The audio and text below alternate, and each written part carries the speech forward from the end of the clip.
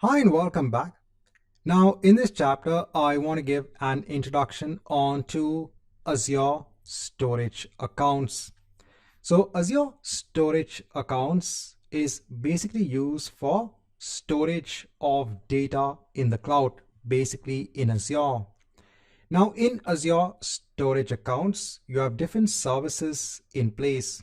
Now please don't confuse this with an Azure account. So when you go ahead and create a resource based on Azure storage, you basically just call it an Azure storage account. Sometimes students get confused between an Azure account. An Azure account is basically used to hold all of your resources. The Azure storage account, which is a resource in Azure, is used for storage of data in the cloud. So as I mentioned, there are different services which are available when it comes to an Azure storage account. So the first service that you have is the blob service. Now this is used for object storage on the cloud.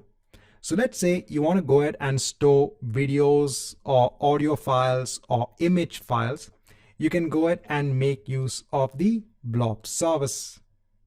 Then you have the table service. The table service is used for storing structured NoSQL data.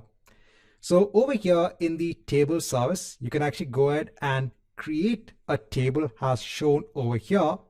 The only difference is that even though I'm showing it has kind of a same format as a relational database table, this is still a structured NoSQL data store.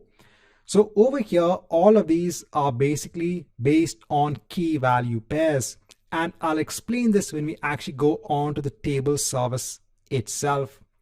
This is not used as a relational data store. So I said not used as a relational data store.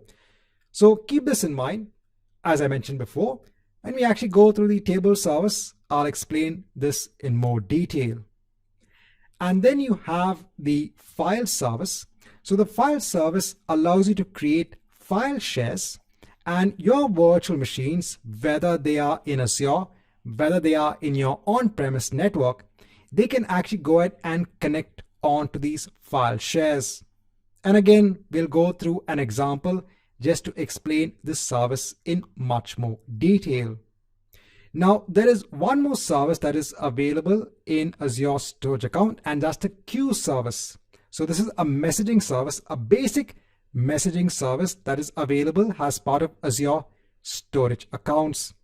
But in terms of this exam, in terms of DP900, we have to go ahead and only focus on these services.